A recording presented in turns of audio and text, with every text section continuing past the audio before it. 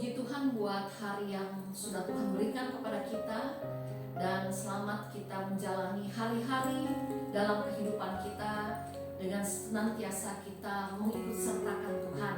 Saudara, pada kesempatan kali ini saya akan membacakan firman Tuhan dari Yesaya 43 ayat yang pertama sampai dengan ayatnya yang ketiga, yang demikian firman Tuhan. Tetapi sekarang beginilah firman Tuhan yang menciptakan engkau, hai Yakub, yang membentuk engkau, hai Israel. Janganlah takut, sebab aku telah menebus engkau. Aku telah memanggil engkau dengan namamu. Engkau ini kepunyaanku. Apabila engkau menyeberang melalui air, aku menyertai engkau. Atau melalui sungai-sungai, engkau tidak akan dihanyutkan. Apabila engkau berjalan melalui api, engkau tidak akan dihanguskan, dan nyala api tidak akan membakar engkau. Sebab akulah Tuhan Allahmu yang Maha Kudus, Allah Israel, Juru Selamatmu. Aku menebus engkau dengan Mesir, dan memberikan Ethiopia dan Sheba sebagai gantimu. Saudara yang kekasih, kita pada saat ini belum terlepas dari kungkungan pandemi COVID-19. Kalau kita perhatikan pertengahan tahun yang lalu, itu boleh kita katakan menjadi peristiwa yang begitu memprihatinkan bagi kita pada waktu itu. Saudara, kalau kita ingat peristiwa sekitar bulan Juni, Juli tahun 2021, pada waktu itu pandemi COVID-19 sedang begitu menyebar, sedang begitu menjangkiti banyak orang, sehingga pada akhirnya pada waktu itu banyak orang yang kita kenal terpapar pandemi COVID. Bahkan beberapa saudara seiman kita meninggal dunia karena paparan COVID. Lalu pada waktu itu juga setiap hari suara sirine mobil ambulan terus kita dengar berkali-kali.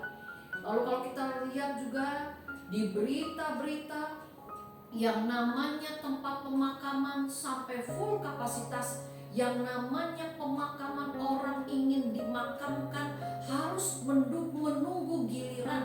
Lalu kalau kita lihat yang namanya orang memerlukan perawatan di rumah sakit karena kondisi mereka yang pada waktu itu memang perlu pertolongan, mereka pun harus rela antri berjam-jam, bahkan berhari-hari, bahkan mereka sampai ada yang harus antri di luar rumah sakit demi mendapatkan pengobatan. Lalu yang namanya persediaan oksigen menjadi sangat terbatas, persediaan vitamin menjadi sangat terbatas. Lalu yang namanya jumlah orang yang terpapar virus COVID terus bertambah di seluruh daerah. Dan situasi pertengahan 2021 menjadi situasi yang mencekam, menjadi situasi yang menakutkan, menyedihkan, mengkhawatirkan, mencemaskan bagi kita semua. Dan tentu saja saudara, berpindah ke tahun 2022, kita semua berharap di tahun ini semua bisa lebih indah, bisa lebih cerah, bisa lebih baik, bisa lebih menenangkan. Tetapi adakah yang bisa menjamin bahwa tahun ini hidup saya dan saudara akan lebih indah? Hidup ini pada tahun 2022 akan lebih menyenangkan dan menenangkan. Di awal tahun 2022 saja kita sudah mulai terkena lagi badai COVID Omicron. Omicron belum selesai, konon akan ada lagi jenis yang baru.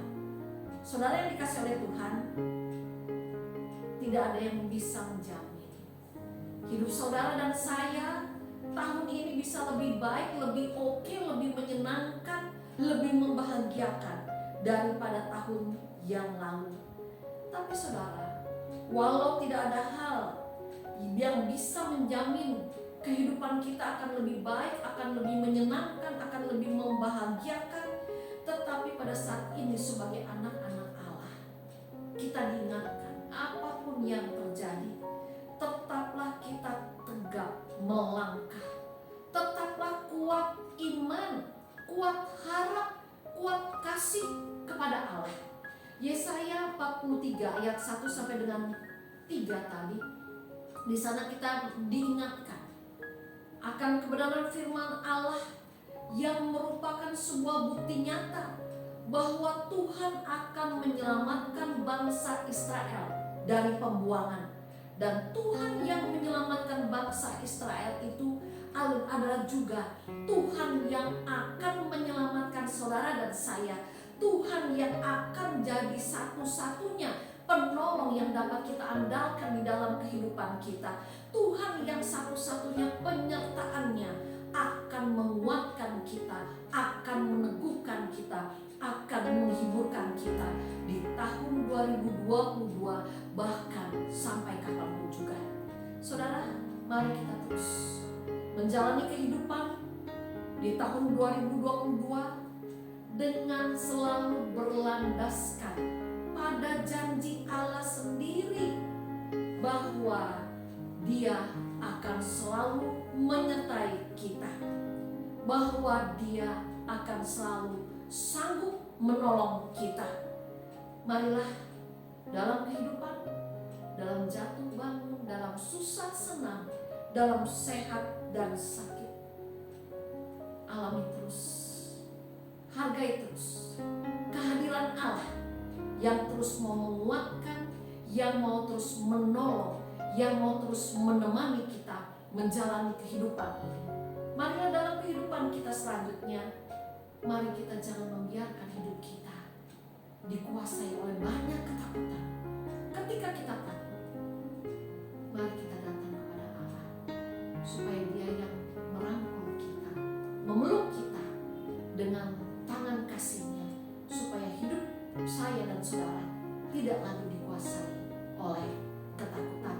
Biarlah Tuhan yang akan menolong, biarlah Tuhan yang akan menyelamatkan kita, menyertai kita, karena kita selalu berharga di mata-Nya. Amin. Kita berdoa. Terima kasih Tuhan, kalau Engkau selalu mau menyertai kami, bahkan Engkau selalu sanggup untuk menolong kami. Jauhkan kami dari keputusasaan.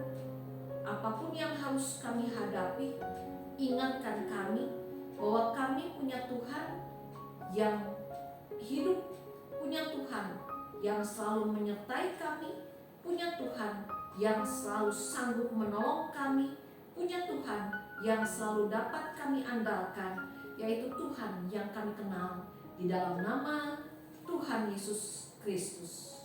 Amin.